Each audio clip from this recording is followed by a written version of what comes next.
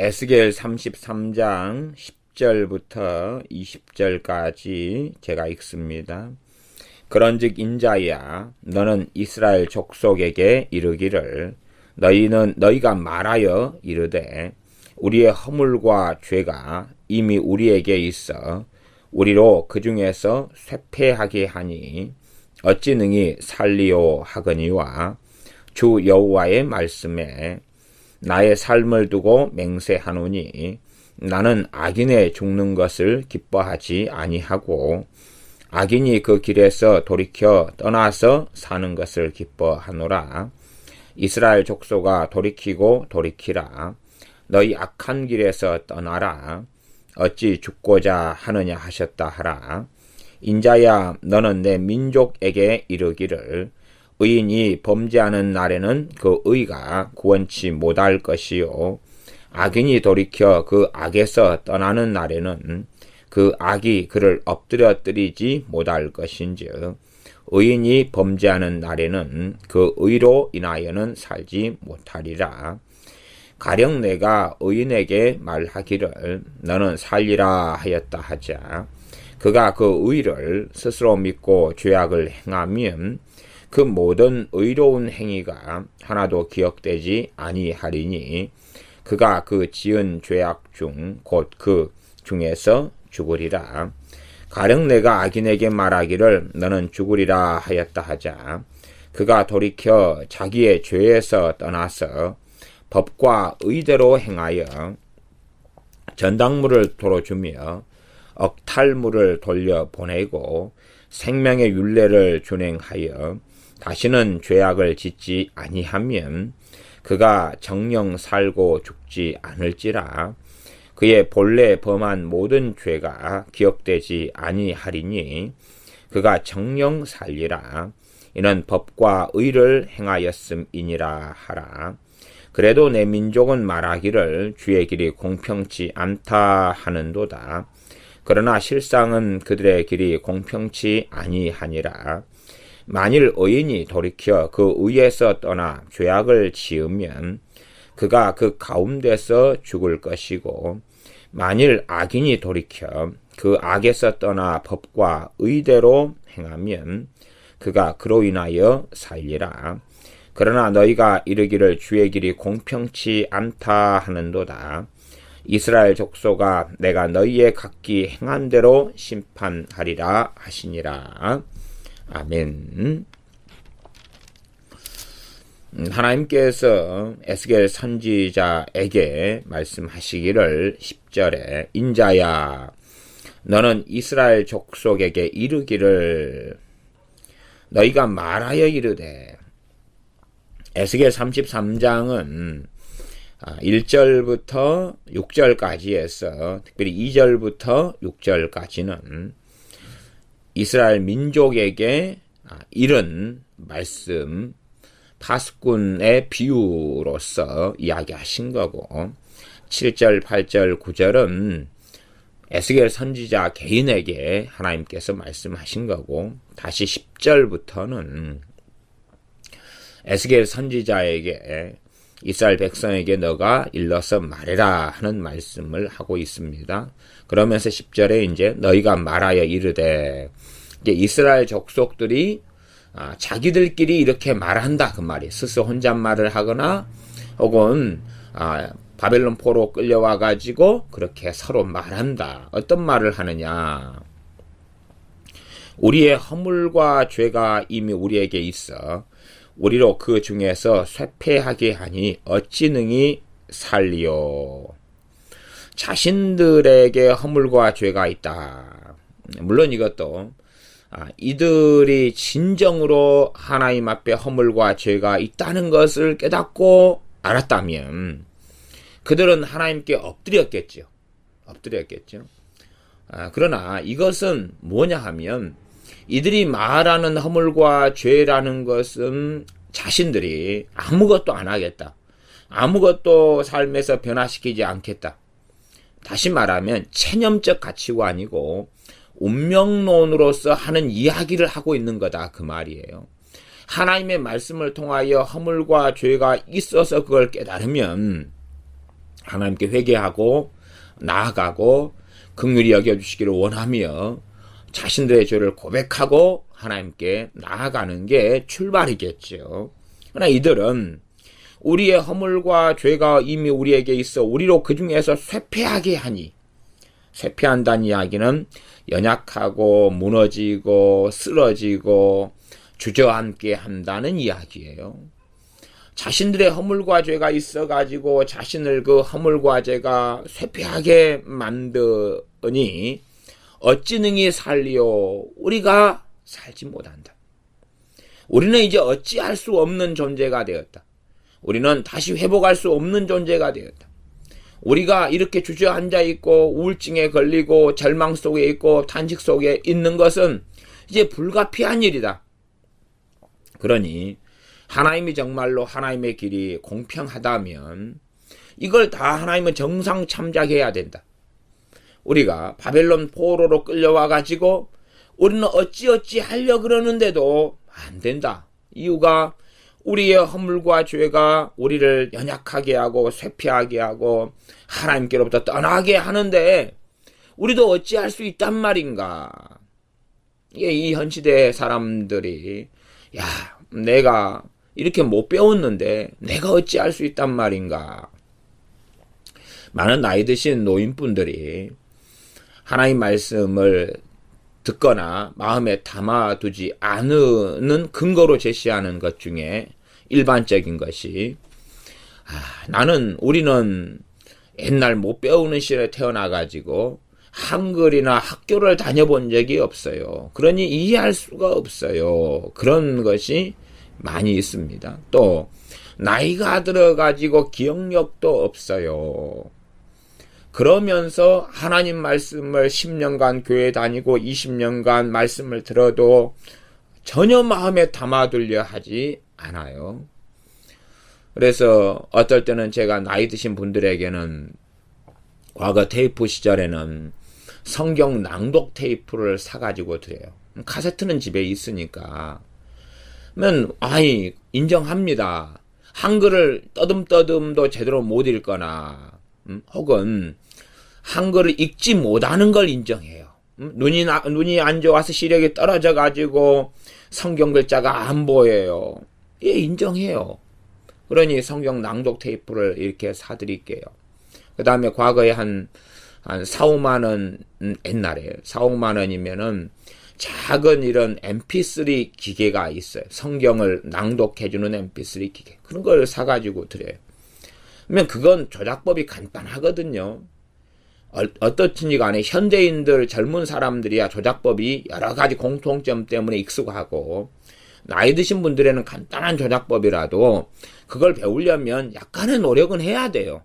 그러나 약간의 노력도 안 하면서 나는 이런 것을 쓸 줄 몰라요. 혹은 이제 조금 조작법을 가르쳐주면은 그 다음에 그것을 매일 사용하면 익숙해지겠지요. 그러나 사용하지 않아요. 한 달에 한 번도 제대로 안 해요. 조작법을 다 몸에 익숙하지 않고 잊어버리겠죠. 나중에 한 2달 만에 한번 해봐요. 근데 기억도 안 나거든요. 이게 어떻게 하는 건지 몰라요. 나는 배워도 안 돼요. 체념으로 가는 거죠. 정말로 하나님의 말씀에 청종하고자 하는 마음이 있으면 어떻게 해서라도 자신들 스스로 제가 도와주기 전에 성경 낭독 테이프나 성경을 읽어주는 그러한 작은 CD가 들어가 있는 이러한 한 5만 원짜리 이런 성경 낭독 CD가 들어가 있는 mp3 기계나 이런 걸 사주기 전에 스스로 그렇게 안 되면 손자들이 있으면 얘들아 너희가 성경 좀 읽어주라. 전에 지하철에서 다니던 어떤 소경 되시는 분이 의외로 전도를 좀 많이 하셨다 그래요. 1년 되면 한 수십 명의 전도를 옛날에 하셨다 그래요. 그래서 그분이 간증하는 이야기를 들었는데 어떻게 전도를 하시냐. 앞도 안 보이는데. 그랬더니 앞이 안 보이니까 너무 좋은 점이 많다는 거예요. 좋은 점이 뭡니까? 그랬더니 지하철을 탄대요. 성경책을 하나 가지고. 그래서 지하철을 탄 다음에 하면은 사람이 자리를 비켜주면 옆을 더듬어 본대요. 그러면은 이제 대강 더듬죠. 괜히 아가씨 허벅지를 더듬으면 안 되니까. 그래서 대강 더듬어 보면은 사람이 앉아 있으면은 이제 말을 건대요. 말을 걸면은 청년이고 뭐 그러면은 자기 본인은 어차피 나이가 드셨으니까 할아버지니까 내가 보시다시피 눈이 안 보여서 교회를 다니고 하나님을 믿는데 성경을 내가 읽을 수가 없다고. 그러면 자기가 가지고 있는 성경을 전달해 주면서 미안하지만 거기에서 한 장만 나한테 읽어주라고. 그렇게 성경을 옆 사람들한테 읽어주게 한대요. 그러면서 자연스럽게 전도를 하고 자신은 성경을 읽는데 듣고. 그래서 성경을 읽어주면 중요한 구절이 나오면 미안한데 그거 참 중요한 절인 것 같으니까 5번만 그 구절은 반복해서 들려달라고. 이렇게 해가지고 이제 충분하게 지하철을 하루에 다니면서 이 지하철 소경부는 공짜잖아요. 그래가지고 장애인 그렇게 해서 다니면서 성경을 많이 듣는데 아가씨 목소리도 듣고 아줌마 목소리로도 듣고 같은 나이 든 할아버지 목소리로도 듣고 청년 목소리로도 듣고 그래서 성경을 1년 되면 메떡을 한다 그래요. 왜? 다 그래도 이 장님이 되셔가지고 읽어달라 그러면 전부 다 긍휼한 마음이 있어서 그걸 다 해주니까. 어떤 분에게는 멀리 간다 그러니까 당신 한 10장 정도 읽어달라고. 그러면은 읽어주면 그것을 듣고 은혜도 받고 또 때로는 그러면서 상대방에게 자기가 이 소경되어서 예수님의 사랑을 받은 이야기를 또 얼마간 전하고 그러면서 전도를 1년 되면 수십 명 이상을 그렇게 한다 그런 이야기를 하는 거예요. 그런 소경되시는 분이 성경을 읽고 싶으니까 전에 제가 그런 이야기를 들었을 때가 벌써 한 20년이 넘었으니까 그 전에 본인이 성경을 읽고 싶으니까 이렇게 저렇게도 안 되니까 하나님께 지혜를 구했겠죠. 내가 소경이면서 어떻게 성경을 읽을 수 있겠습니까? 그러니 하나님께서 거기에 지혜를 주셨겠죠. 그러나 많은 나이 드신 분들을 보면 아직 소경인 분들은 제가 제 교인이나 제 아는 연세 드신 분 가운데 소경인 분은 못 만났어요. 소경도 아닌데 하나님 말씀을 이 핑계와 저 핑계로 하나님 말씀을 알기를 싫어하고 나아가 사람의 이 기억력이라는 것은 뭐든지 그러지만 사용하지 않으면 쇠퇴되는 거예요. 70살 되신 할아버지가 이 보디빌딩을 하러 다니고 또 헬스를 다니면 70살 되셔도 근육이 좋아요. 그러나 40살 되는 장년이 운동을 전혀 안 하면 물렁살이 되고 말지요. 다시금 운동하면 근육으로 바뀌어가요. 사람의 뇌세포 같은 경우도 계속하여 생로병사합니다. 그래서 뇌세포가 나이 들어 죽고 새로운 세포가 생겨나기 때문에 누가 나는 기억력이 쇠퇴했어요 하는 이야기는 본질적으로 무슨 말이냐 그러면 자기의 뇌세포를 기억하는 데 쓰지 않았다는 이야기에 불과하거든요. 그지 기억하는 데 익숙하게 하면 할수록 기억세포는 활성화되는데 나이 든 핑계는 면죄부거든요.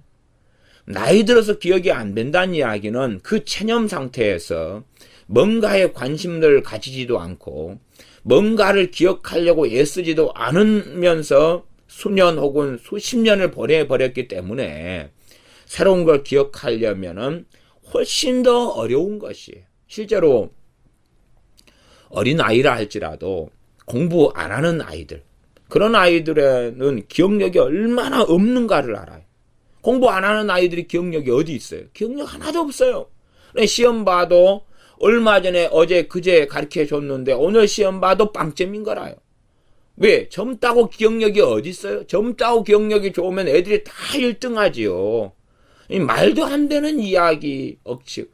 그러나 이제 젊은 애들은 그래도 꼬맹이들은 나는 늙어서 기억력이 없어요. 8살짜리는 그런 이야기를 하지 않아요.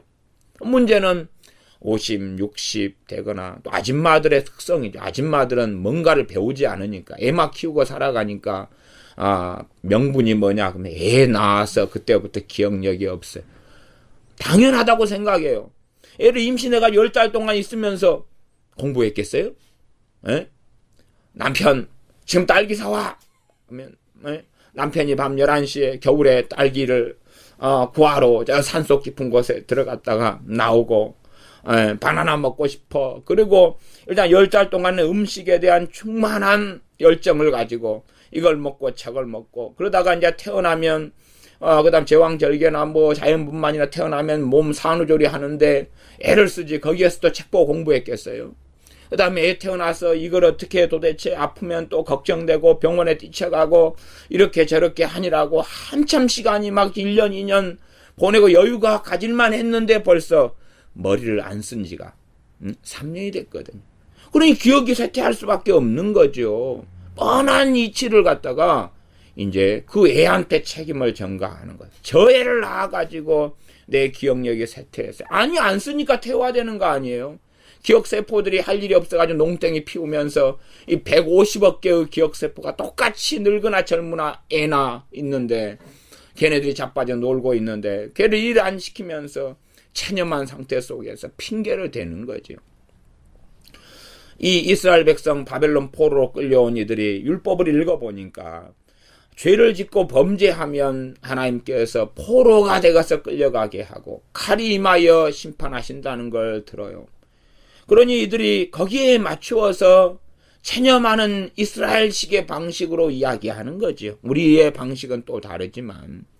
그래서 너희는 이렇게 말한다. 하나님께서 말씀하시는 것이 10절이었어요. 우리의 허물과 죄가 이미 우리에게 있어 우리로 그 중에서 쇠퇴하게 하니 어찌 능히 살리오. 하나님 앞에 바르게 못 사는 이유가 우리의 죄와 허물 때문이다. 우리가 여기에서 더 아름다운 삶을 구가하지 못하는 이유가 우리의 허물과 죄 때문이다. 그러나 우리는 불가능한 존재가 되었다. 우리는 실패자가 되었다. 우리는 운명론적으로 결정되어진 존재가 되었다. 그러니 우리가 이렇게 살아가는 것은 우리도 어쩔 수 없는 거니까 하나님은 이걸 봐주셔야 된다. 우리도 어쩔 수 없는데 어쩌란 말인가? 그런데 안 봐주신다 그러니까 그 뒤에 이제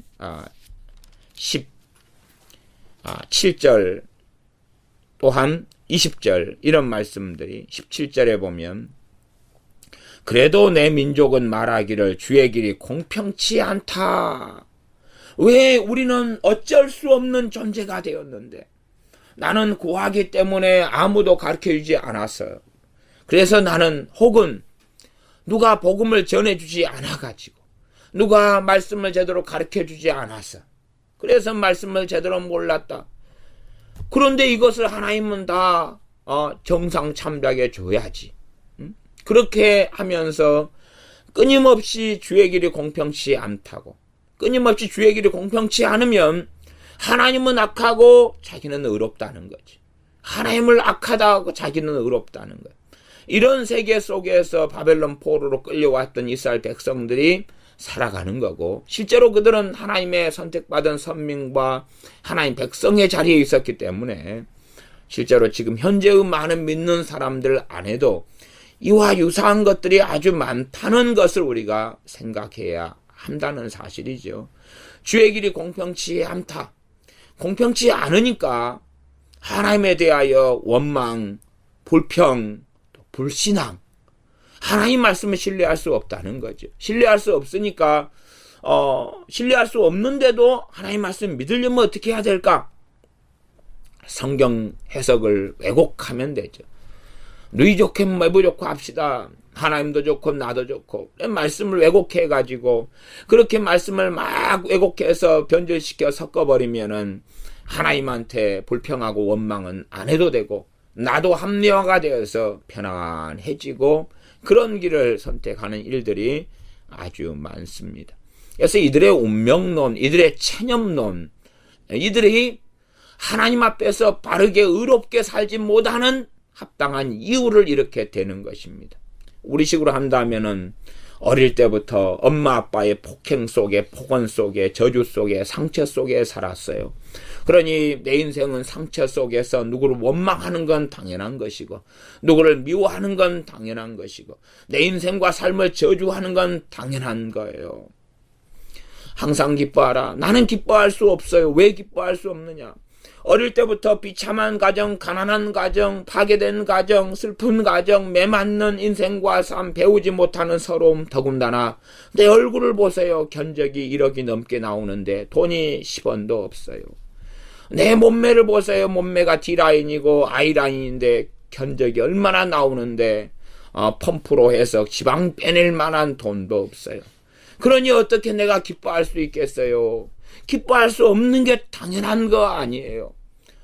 당신도 내 입장이 돼서 내 외모를 가져보고, 내 돼지코를 보고, 내 들창코를 보고, 내 큰 가분순 머리를 보고, 그렇게 한다면은, 또한, 거시기, 어쨌든, 드럼통 같은 내 허리를 보고, 그러면, 어떻게 당신이라면 기뻐할 수 있겠는가? 당신은 대학이라 나왔지만 나는 가방끈이 짧아서 중학교 중퇴고 그런데 어떻게 하나님 말씀에 항상 기뻐하라는 것을 나도 당신만 되면 그렇게 나도 할 수 있다. 당신만 되면. 당신은 그래도 좋은 직장을 가지고 있지, 모아놓은 돈도 좀 있고 적금도 들어있지, 집도 있지, 좋은 가정이 있지. 나는 그렇게 살지 못하고 나는 천덕꾸러기로 그렇게 실패자로 패배자로 또한 직장도 제대로 없지, 배우지도 못했지, 중학교 중퇴로 살아오며 상처받고 이렇게 해서 나이가 40이 되어버렸는데 어떻게 내가 감사할 수 있겠느냐, 내가 기뻐할 수 있겠느냐. 나는 그렇게 할 수 없는 건 당연하다. 이러한 나에게 하나님께서 감사하지 못한 걸 죄라고 말씀하신다면 주의 길이 공평치 못하다. 이러한 나에게 항상 기뻐하라고 말씀하신다면 하나님은 정말로 잘못된 분이다. 그렇게 성경을 이제 바꾸어가기 시작하는 거죠. 그래서 많은 사람은 자신의 형편, 처지, 환경을 가지고 과거에 로마 교황이나 교황청이 발행했던 면죄부, 과거에 추기경이나 대주교가 발행했던 면죄부를 스스로가 교황이 되어서 발부하기를 좋아합니다. 어쩔 수 없는 것이 내 인생이야. 불가피한 것이 내 인생이야. 빼도 박을 수밖에 없는 것, 이렇게 저렇게도 할 수 없는 게 내 인생이니 여기에서 하나님은 은혜를 줘야 되고, 내가 이렇게 살아가는데 나는 나를 고칠 수 없으니 하나님이 전폭적으로 나를 고쳐야 되고 나를 변화시켜야 된다. 나는 어찌할 수 없다. 손가락 하나 까딱할 수 없다. 이것까지 하나님은 다 알아야 주셔야 된다. 그러니 나를 구원시키려면 알아서 가만히 나 체념한 상태에서 엎어져 있을 테니까 나를 구원해 달라. 과거에 어떤 청년 또 장년들 상담을 할 때에 그런 분들이 간혹 있었어요. 간혹. 또한 전도를 할 때에도 그런 분들은 종종 있었어요. 뭐냐 하면 내가 지금 비참한 삶을 살고 있다. 그러니 일단은 당신이 섬기는 하나님한테 내 비참한 삶만 먼저 하게 해달라고 해라. 그리고 하나님이 계시면 내 비참한 삶을 먼저 벗어나게 해주면 그때에 그것을 보고 내가 믿을지 말지를 결정하겠다. 내가 지금은 우울증 때문에 심각한 고통을 겪고 있다. 먼저 그것을 하나님이 고쳐놓아서 행복한 인생과 마음과 삶으로 나를 탈바꿈시켜 놓는다면, 그렇다면 내가 하나님을 믿을 용의가 있다. 그때나 생각해 보겠다. 하나님이 먼저 나한테 행해라. 그러면 내가 하나님을 믿을 수도 있고, 혹은 좀 더 요구해서 내 뜻과 요구가 관철되면 그러면 내가 예수님을 믿어줄 용의도 가지고 있다. 그런 식의 생각. 말하자면 자신들은 이미 결정 지어졌고 어쩔 수 없는 존재고 체념적인 존재고 운명론적인 존재이기 때문에 이제는 나에게는 책임이 없다. 나는 어쩔 수 없이 알코올 중독자가 되었고 지금 술을 마시고 있는 거다. 아니, 술을 끊는 게 내 힘으로 어떻게 되냐? 어쩔 수 없다. 그러니 이것 가지고 하나님은 내게 책임을 물으면 안 된다. 죄를 물으면 안 된다. 당신도 내 처지가 되고 입장이 되면 당신도 어쩔 수 없다는 것을 알게 될 것이다. 꼭 말하자면 밤이 되면 잠이 오는 것처럼, 때가 되면 잠이 오고 때가 되면 배가 고픈 것처럼 내가 이렇게 죄악 가운데 살아가는 것은 자연스러운 순리이다 라고 이야기하면서 이에 대해서 하나님이 심판하신다면 주의 길이 공평치 못하다 라고 이야기하는 것입니다. 그게 10절을 제가 좀 설명하고 풀이한 내용이 되겠습니다. 그래서 우리의 허물과 죄가 이미 우리에게 있어 굉장히 고상하고 죄를 회개하는 것처럼 보이고 그렇게 하지만 그것이 아니라 율법을 좀 아는 입장에서, 왜 하나님 백성이니까 율법 교육을 받고 하는 입장에서 거기에서 명분을 삼는 거예요. 이미 우리에게 죄와 허물이 있어서 어쩔 수 없는 존재가 되었다. 그러니 하나님이 알아서 우리의 죄와 허물을 치워줘야 된다. 그래야지만 우리가 쇠피하게 되지 않고 멀쩡해지니까 정신을 차려서 하나님을 바르게 예배하고 뜻대로 살 수 있는 것 아니냐. 그러나 우리의 죄와 허물이 있어 우리를 짓누르고 있는데 우리가 어떻게 죄를 버릴 수가 있느냐. 우리가 어떻게 똑바른 삶을 살 수가 있느냐. 그럴 수 없다. 이렇게 말한다. 그러니 어찌 능히 살리오 이렇게 하거니와 11절 주 여호와의 말씀에 이렇게 이스라엘 백성들 너희가 이렇게 말하는데 그러면서 주 여호와의 말씀에 나의 삶을 두고 맹세하노니 나는 악인의 죽는 것을 기뻐하지 아니하고 악인이 그 길에서 돌이켜 떠나서 사는 것을 기뻐하노라. 악인이 죽는 것, 악인 심판받아 단지 이 땅에서 악인은 때로는 병으로 인하여 죽을 수도 있고 대부분은 늙어서 죽지요.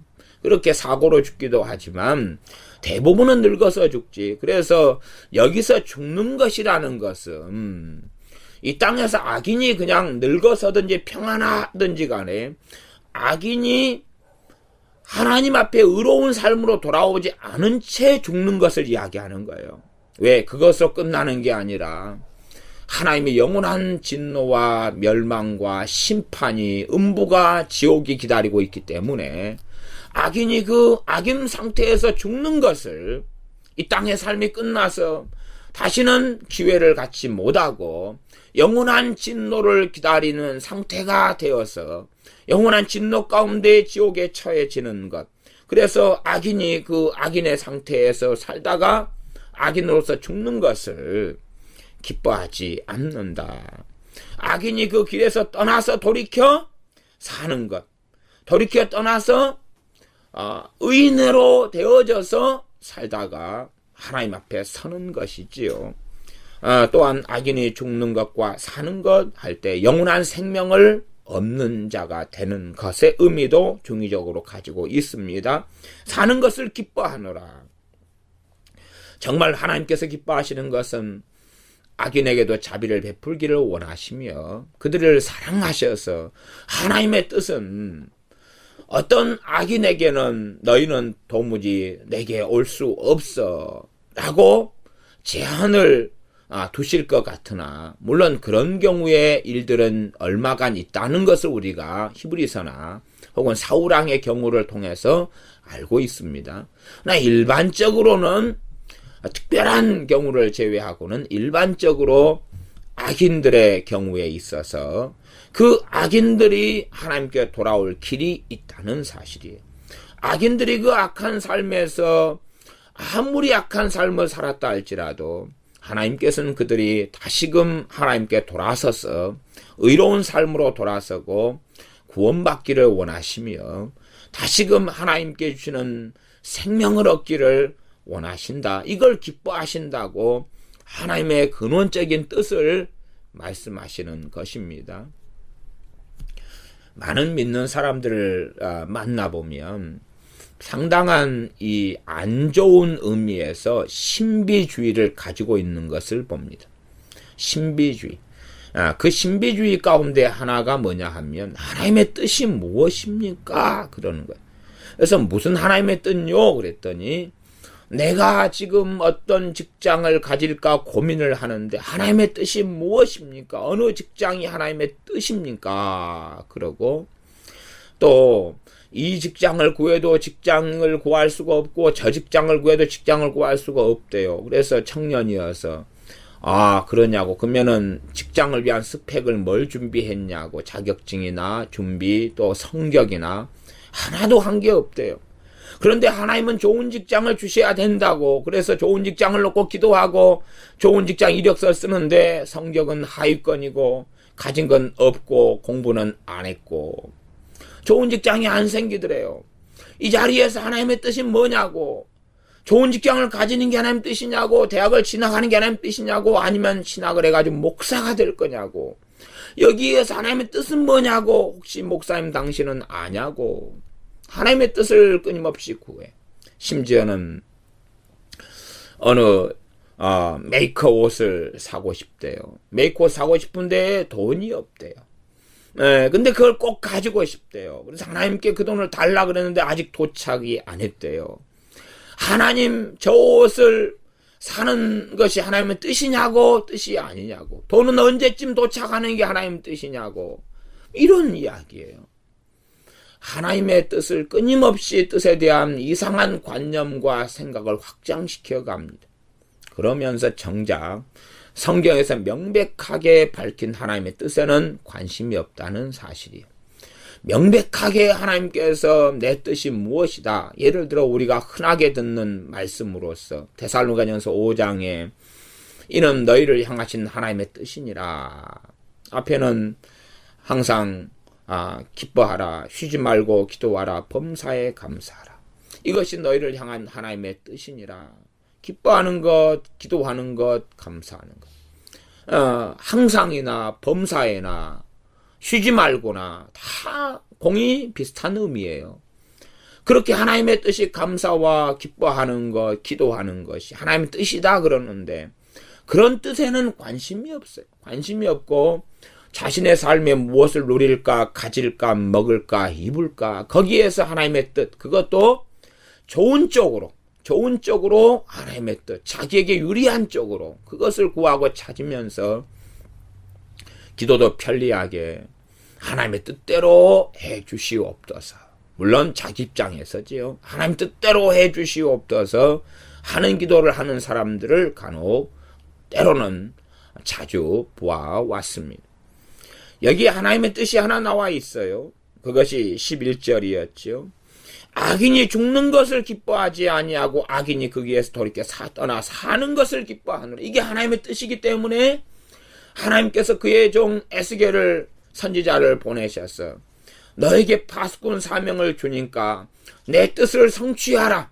내 뜻을 성취하라. 최소한 악인이 너가 사명을 맡은 지역, 너가 사명을 맡은 대상들이 되는 사람들 가운데 어떤 악인이라 할지라도 경고의 소리를 한 번쯤은 들어봐야 한다는 것이죠. 한 번쯤은 들어봐서 악인의 삶을 돌이켜서 의인이 되어 사는 기회는 줘야 한다는 것이죠. 경고의 소리를 너는 반드시 바라야 한다. 너는 파수꾼이니 너의 손에서 악인이 멸망한 것에 대한 핏값을 찾지 아니하도록 너는 경고의 나팔을 불어야 한다. 그걸 반드시 너의 소리를 들어야 한다. 그렇게 하나님께서 말씀하시지요. 그러한 악인이 그 악인 상태에서 멸망받아 죽는 것이 하나님 뜻이 아니기 때문에. 그러나 어리석은 사람들은 하나님의 주권, 하나님의 혹은 절대 주권하고 하나님의 뜻하고 플러스를 시켜가지고 성경하고 전혀 다른, 하나님의 계시된 66권의 말씀하고 전혀 다른 괴물을 만들어내는데, 하나님은 절대 주권을 가지고 계시다. 하나님은 어떠한 것이라도 다 이룰 수 있다. 그러니 하나님의 뜻이라면 모든 게 다 된다.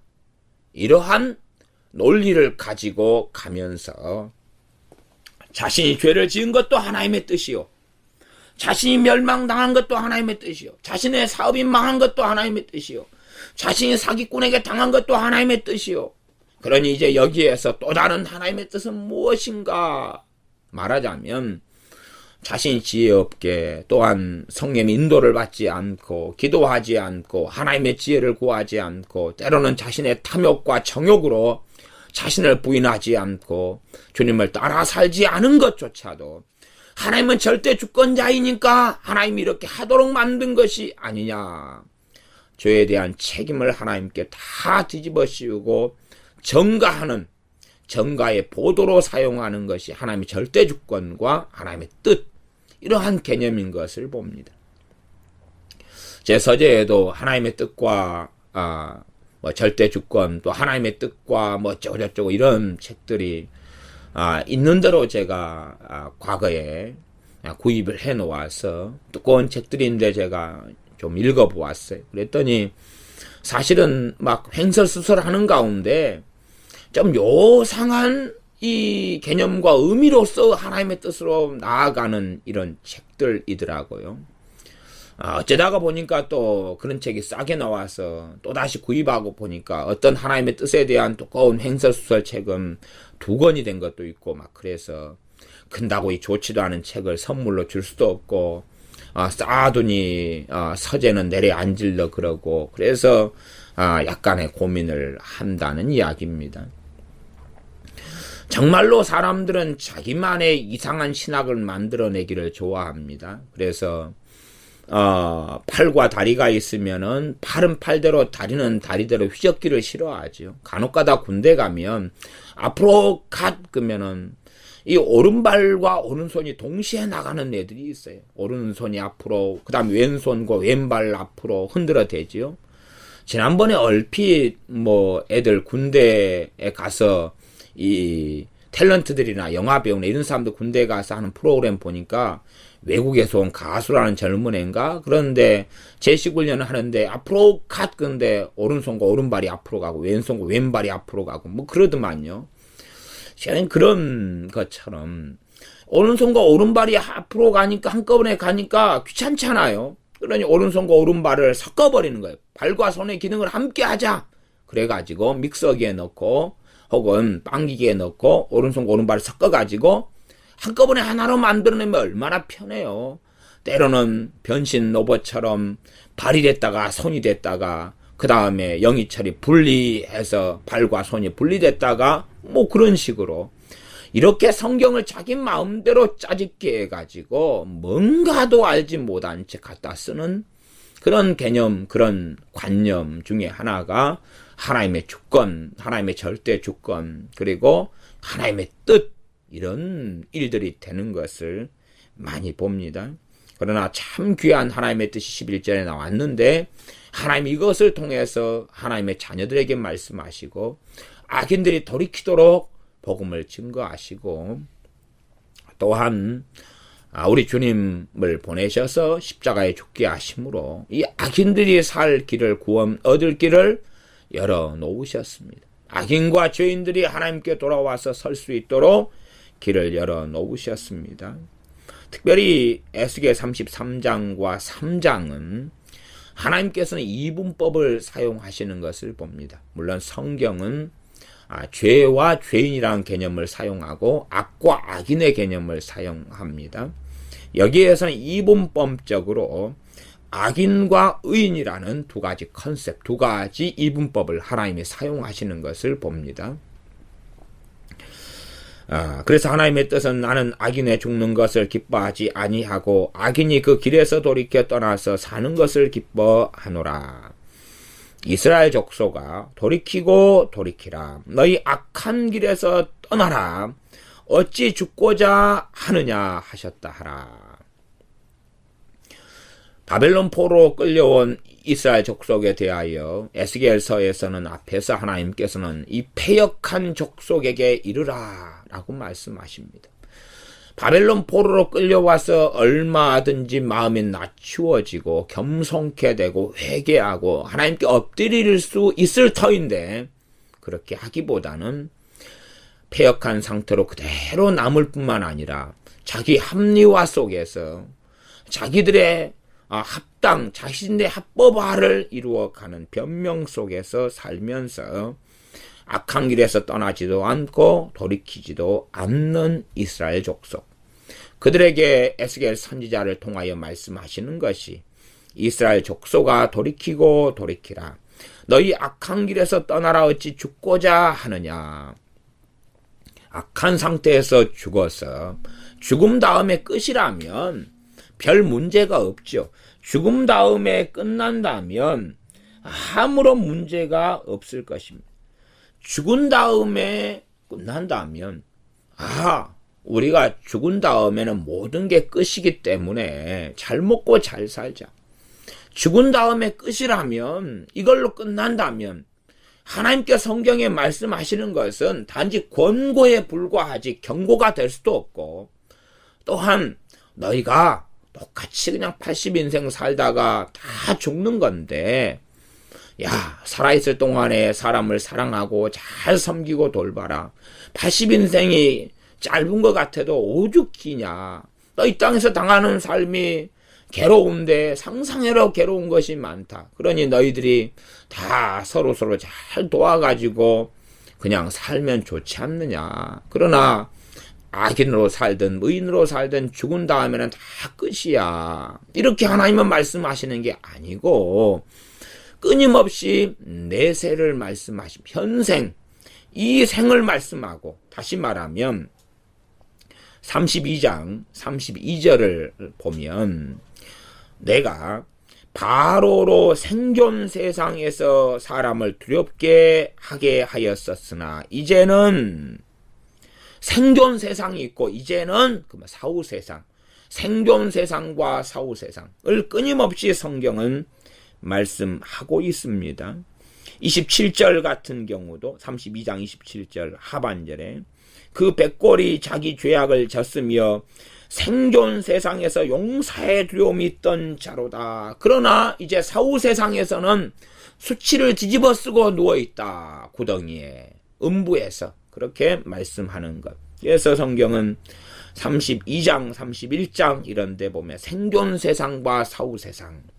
그러자면 이 땅에서 몇십 년의 인생으로 영원히 사람이 끝나는 것이 아니란 이야기입니다. 또한 다른 존재로서 환생을 한다는 젊은이들의 이 정말 멋대로 가치관, 그 가치관 때문에 애들은 다음 생에서는 잘 살면 되지.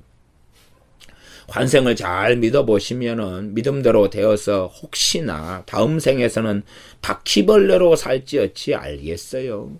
다음 생에서는 암컷 모기로 태어나가지고 잘 살려는데 본성 자체가 다른 피나 빨아먹게 되었다. 그 말이죠. 그러면은 모기로 태어나면 무조건 지옥이죠.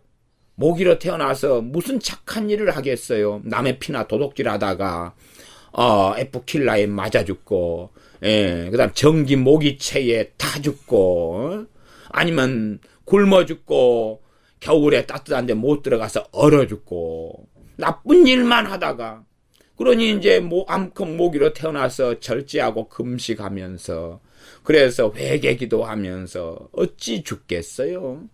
참 웃기는 희망사항들을 가지고 젊은 친구들이 정신없는 자기의 목표, 자기의 뜻, 자기의 행복, 자기의 만족을 위하여 달려가고 그 자기의 행복과 자기의 만족이 가장 큰 지상 명령, 자신의 욕구, 자신의 욕심, 자신의 탐욕, 자신의 정욕이 가장 큰 지상 욕구가 되어집니다. 대한민국의 많은 청년, 또 청소년, 장년들이 미쳐서 날뛰어버립니다. 왜 미쳐 날뛰냐 그러면 이 악한 본성 안에 탐욕과 욕심이 있거든요. 그런데 탐욕과 욕심을 부추기는 말들을 좋아하거든요. 내가 겉으로 볼 때 내 안에 또한 나는 더 많은 걸 누려야 될 존재야. 나는 더 많은 행복, 더 많은 부귀, 더 많은 영화, 더 많은 돈, 더 많은 여행, 더 많은 어떤 손에 움켜쥐는 것들을 가져야 될 존재야. 그리고 이제 일단은 세뇌를 시킵니다. 교육을 시켜요. 그러면 그것은 자신의 욕심과 탐욕과 정욕하고 너무 맞아요.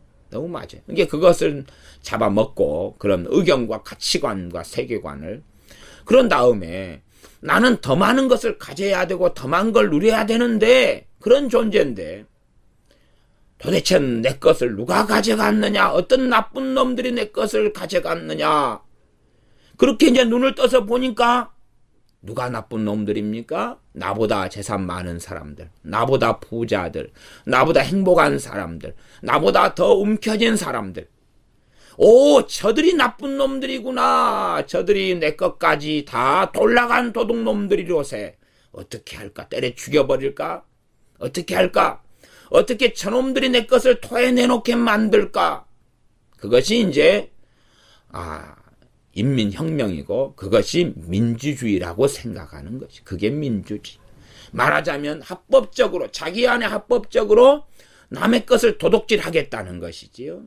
그런 못돼 먹은 심성을 가지고 청소년, 청년, 장년들이 대한민국에서 살아갑니다. 남의 것을 탐하는 거죠. 가진 것에 감사할 줄 모르고 남의 것을 탐하며 남의 것이 자기 걸로 보이니까 그에 대해서 분개하며 분기를 느끼고 뒤집어 엎어버려야지, 혁명을 일으켜버려야지, 완전히 절단을 내버려야지. 야, 대기업체 돈 많은데 저기에서 내 것이 있어, 내 돈이. 그렇게 끊임없이 달려드는데 하나님의 심판대 앞에서는 풍차를 향하여 달려들었던 돈키호테처럼, 물론 돈키호테는 천하무적이어서 풍차도 좀 자빠졌던가요? 그러나 전봇대를 들이받는 어리석은 사람처럼 머리만 깨져나갈 수밖에는 없을 것이고, 유감스럽게 이러한 악한 사상을 가진 자들이 하나님 앞에 설 수가 없을 것입니다. 스스로 자기의 이 정욕과 욕심과 탐욕과 시기와 질투와 악한 마음을 정당화시키는 세계관과 가치관을 끊임없이 받아들입니다. 그렇게 하면서 자신의 행복이 가장 중요하고 자신의 복지가 가장 중요하고 자신의 감정대로 자신의 뜻대로 사는 것이 가장 중요한 세대. 그러니 하나님을 어찌 믿을 수 있고 하나님을 경배하고 예배할 수 어찌 있겠으며, 또한 하나님을 자기 마음대로 해석하고 성경을 자기 마음대로 해석하여서 하나님 앞에 서서 살아가는 것을 부인합니다. 이게 이 세대의 교회 사람들 가운데 많은 사람들이 가장 듣기 싫어하는 성경 구절들이 주님이 말씀하신 성경 구절들이에요. 주님이 말씀하신 게 뭐냐 하면 하나님의 뜻대로 행하여야 천국에 들어온다는 것이죠. 좁은 길을 걸어가야 한다는 것이지요. 자기를 부인해야 한다는 것이지요. 부모나 형제나 처자나 자매나 전토를 주님보다 사랑하지 않으면, 주님보다 사랑한다면 하나님 나라에 들어오지 못한다는 것이지요. 그러한 주님께서 명백하게 반복적으로 사복음서에서 말씀하신 내용들은 일고의 가치가 없다고 생각하고 극단적이며 그런 말씀을 설교하면 이상한 목사, 이상한 교회, 사이비가 되는 세상이 지금의 세상이 되기도 합니다. 그런 것은 목사여 설교하지 말라, 목사여 말하지 말라. 단순하게 예수님을 영접기도 한번 하면 끝난다. 그것 이상은 말하지 말아라. 예수님에 대하여 주여 주여 하면 이상 끝이다. 그 이상은 말하지 말아라. 그 이상은 말해도 선택사항으로 말하지 필수사항으로는 말하지 말아라. 그리고 또 다른 윤리의 문제로 이야기해라. 그렇게 이제 끊임없이 하나님도 내 행복을 위하여 존재하고 교회도 하나님 말씀도 내 즐거움을 위하여 존재할 뿐이다. 그러니 내 나아가는 앞길에 걸리적거리지 않게 하라. 하나님 당신도 내 나아가는 행복 추구에 걸리적거리면 하나님도 물리쳐 버리겠다. 그런 것이 많은 교회 다니는 사람들의 뱃속에 있는 것, 또 믿어보려고 하는 사람 뱃속에 있는 것. 실패자, 패배자가 되어져서 예수를 믿습니다. 그러나 뱃속은 바뀌지 않지요. 실패자, 패배자의 삶에서 그래? 당신의 예수가 나를 실패자에서 성공자가 되게 해준다고? 패배자, 절망자에서 당신의 하나님이 나를 성공자가 되게 해준다고? 알았어, 믿어볼게. 반드시 당신의 하나님이 내 성공자, 실패 인생을 성공으로 바꿔내놔야 돼? 내 불행한 인생을 행복한 인생으로 바꾸어내놔야 돼? 그리고 믿어보는데 계속 실패자거든요. 그래서 당신의 하나님도 필요 없어. 이제는 이게 다 이 사입이더라. 믿어봐야 뭐가 있냐. 그런 양상, 그런 생각들. 부자들은 더 좋지요. 부자들은. 예수님을 영접 안 한 부자들은 천국에 들어가기가 약대가 바늘길 통과하는 것처럼 어려워도 막상 예수님만 부자라도 영접만 해버리면 그런 성경은 필요 없어. 그리고 예수님을 영접해서 영원한 천국도 보장되었으니까 부자고 돈도 많으니까 이 땅에서 마음껏 그 돈으로 향락을 누리고 살면 되고 나아가서 죽은 다음에 천국 가니까 얼마나 좋아요. 응? 그 돈으로 여행도 마음껏 가고 그 돈으로 열심히 짓고 싶고 만들고 싶고 가지고 싶고 입고 싶고 먹고 싶은 거 실컷 먹고 마시고 구경 다니고 여행 다니고 하다가 대신 살인죄나 좀 짓지 말고 못된 것만 좀 하지 않은 상태에서 근데 개인적으로 내 돈 가지고 내가 먹고 살겠다는데 무슨 상관이야. 때 되면 교회 헌금 좀 하고 그리고 살다가 죽은 다음에 천국에 가면 오직 좋아요. 상당히 듣기 좋은 복음입니다. 마침 나는 저들 같은 실패자나 저들 같은 가난뱅이가 아니니 더 좋구려. 하나님이 특별하게 나를 더 성공적으로 안 만들어줘도 돼요. 나는 지금 성공했고 돈도 있고 부유하니까 하나님도 믿고 예수님도 믿어서 천국도 가고 또 내가 헌금 좀 내면 교회도 좋을 거고 나는 돈이 많으니까 이렇게 먹고 저렇게 먹고 이렇게 여행 가고 살다가 그 다음에 천국도 가고 누이 좋고 매부 좋고 얼마나 좋아요. 그렇게 주 예수 그리스도의 복음을 바꿔 버리는 것입니다. 그러나 이제는 이스라엘 족속이 패배자가 되었습니다. 이스라엘 족속이 포로가 되었습니다. 이스라엘 족속이 비참하게 되었습니다.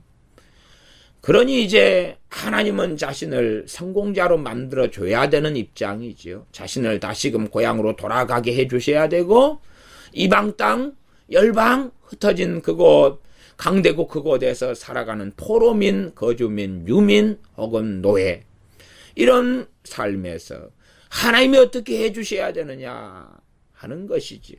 그러나 하나님께서는 아니야. 그게 아니라 이스라엘 족속아 돌이키라. 너희가 너희 악한 길에서 떠나라. 어찌 죽고자 하느냐. 지금 일단은 이스라엘 족속아 지금 현재 먹고 사는 문제가 중요한 게 아니다. 지금 현재 너희의 신분이 중요하거나 심지어 이스라엘로 귀환되는 게 중요한 게 아니다. 이 땅에서 너희가 집을 짓고 음식을 장만하고 돈을 버는 게 중요한 게 아니라 너희가 내 앞에서 사는 게 중요하다.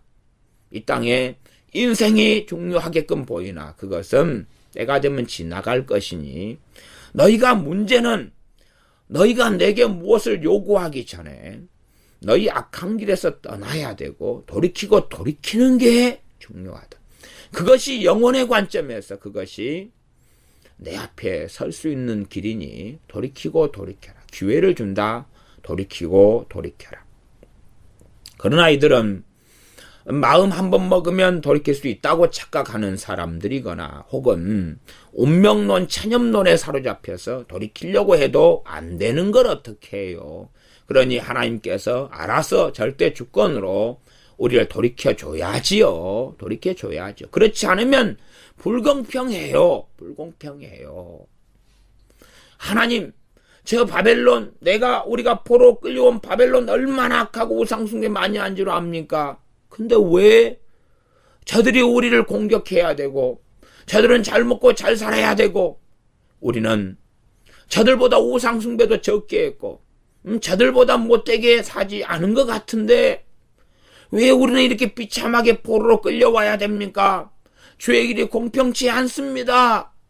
그렇게 살아가고 외친다 그 말이지요. 끊임없이 그렇게 살아가고, 심지어 예수 믿는다는 사람들이 세상 사람들과 똑같이 살아가면서, 그러면서 나하고 비슷한 세상 사람들은 사업도 잘 되고 돈도 잘 벌고 행복한데 나는 왜 안 그렇습니까? 주의 길이 공평치 않습니다. 그렇게 살아갑니다. 나는 저하고 비슷한 것처럼 보여도 하나님 차이점이 있지 않습니까? 하나님을 믿고 예수를 믿고 주일날 썬데이지만 한번 가서 예배 한번 드려주고 교회에서 밥 한 끼 먹고 방구 한번 끼워주고 오지 않습니까? 그러니 아니 내가 저보다 나으면 낫지 왜 못한단 말입니까? 주의 길이 공평치 않습니다. 그렇게 살아가지요. 그러나 하나님께서는 이스라엘 족속아 돌이키고 돌이키라. 돌이키고 돌이키라. 너희 악한 길에서 떠나라. 어찌 죽고자 하느냐. 많은 이들이 죽었습니다. 그리고 이들의 일부가 바벨론 포로로 끌려왔습니다. 그러나 이것이 다가 아니고 너희가 지금 경험하는 참담함과 비참함이 끝이 아니고 다가 아니다. 너희가 지금 상태에서 죽게 될 때는 음부 속에 영원한 멸망과 지옥 속에 들어간다는 것을 기억해야 된다. 제소아는 에스겔 32장이나 31장이나 그 앞에 많은 민족과 많은 나라에 대한 심판의 말씀을 바벨론 포로로 끌려왔던 사람들은 에스겔 선지자를 통해서 또한 그들에게 전해지는 이런 말씀을 들었을 것이다. 그 말입니다. 32장 말씀 같은 음부의 지옥에서 고통하는 그런 것에 대한 말씀도 들었을 것이에요. 최소한 이스라엘 백성은 율법을 통해 보면서 지옥에 대한 것을 알고 있고 하나님의 영원한 심판을 알고 있고 이 땅에 대한 것이 끝이 아니라는 걸 알고 있어요. 그러나 신약시대에 와서도 바리새인들은 내세의 세계를 믿었고 사두개인들은 내세를 믿지 않았죠. 내세가 없다. 똑같이 성경을 보면서도 내세가 없다. 그렇게 해석했던 사두개인들이 있습니다. 부활이 없다. 바리새인들은 내세를 믿기 때문에 부활이 있다. 라고 믿었고 그렇게 성경을 해석하는 관점이 크게 두 가지로 나누어졌지요. 보고 싶은 것만 보고 듣고 싶은 것만 듣는 사람들의 입장에서는 얼마든지 성경은 이상하게 보일 수도 있고 그러면서 자기 확신 속에서 잘못된 길을 걸어가는 사람들이 많습니다. 12절 인자야 너는 내 민족에게 이르기를 의인이 범죄하는 날에는 그 의가 구원치 못할 것이요 악인이 돌이켜 그 악에서 떠나는 날에는 그 악이 그를 엎드려 뜨리지 못할 것인즉 의인이 범죄하는 날에는 그 의로 인하여는 살지 못하리라. 어떤 사람이 죄를 짓는 것은 어떤 죄든지 하나님께서 심판하시는 것은 하나님께 대한 죄이기 때문에 그렇습니다. 하나님께 대한 죄이기 때문에 그래. 또한 하나님께서는 사람들의 죄를 용서하시는 분이고 사실 권세가 있으신 분입니다. 주님께서 이 땅에 오셔서 중풍병자의 죄를 사해 주셨으면서 인자가 땅에서 죄를 사하는 권세가 있다는 것을 알게 하시려 합니다. 말씀하시고 이를 본 사람들 가운데 바리새인 등은 참남하도다. 어찌 사람이 되어서 죄를 사한단 말인가. 저가 하나님과 동등하게 주장하는 것이다. 죄는 하나님만이 사하시기 때문에 그러하지요. 그러나 우리 주님께서 태초에 독생하신 하나님이신 분이시다는 것을 알지 못한 어리석은 소치입니다. 죄는 하나님만이 사하시는 것이 하나님의 고유 권한입니다. 하나님은 죄를 사하시되 공의 가운데 죄를 사하십니다. 이 의인이 된다는 것, 그것도 어찌 사람이 아담의 죄 가운데 태어나는데 어찌 의인이 될 수 있겠습니까? 죄가 한 터럭이라도 있다면 그는 의인이 될 수 없는 거지요. 그러나 노아가 의인이 될 수 있는 것은 하나님의 죄 용서하심이 있기 때문에 의인이 될 수 있는 것이고 에녹이 65세 때부터 300년간 하나님과 동행했는데 하나님과 동행하지 않을 때는 최소한 부분적 이상으로라도 죄를 짓고 살아왔다는 이야기 아닙니까? 그러나 그 죄가 하나님의 사유하심, 용서하심이 있기 때문에 그 죄가 잊혀지고 사함받아서 의인이 될 수 있는 것입니다. 구약도 마찬가지로 이 의인이 되는 것은 율법을 100% 지킴을 통하여 의인 되는 것은 불가능한 일이었다는 것은 신약 성경에서 명백하게 그 누구도 율법을 다 지킬 수 없다고 선언되어져 있기 때문에 율법을 주실 때에 하나님께서는 제사제도를 함께 주셔서 그 죄를 사함받을 수 있는, 용서받을 수 있는 길을 반드시 열어놓으셨고, 그 제사제도는 이미 모세 때에 시내산 앞에서 율법을 받기 전에 그 전부터 계속하여 아담 때부터 존재했던 것이 제사제도였다는 사실이죠. 제사라는 이러한 짐승의 피를 흘리고 짐승을 제물로 하나님 앞에 바쳐서 번제든 속제든 속건제든 속죄제든 화목제든 그런 제사를 통하여 피 흘림을 통하여 죄를 용서받는 그것은 하나님께서 복음으로서 원시 복음으로서 우리에게 또한 구약시대 사람들부터 시작 주셨던 은혜의 복음에 속한 것이라는 것을 우리는 알 수가 있습니다. 이래서 이 의인이 범죄하는 날에는 의인이 되는 것도 하나님의 속죄가 있기 때문에 의인이 되는 것입니다. 그러니 범죄하는 날에는 그 의가 구원치 못할 것이다. 이렇게 한번 생각해 보십시다.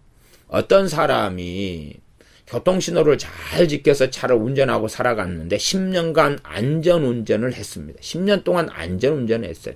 10년이 넘어가지고 대형 사고가 나서 안전운전이 아니라 음주운전을 해가지고 대형 사고를 통하여 죽었어요.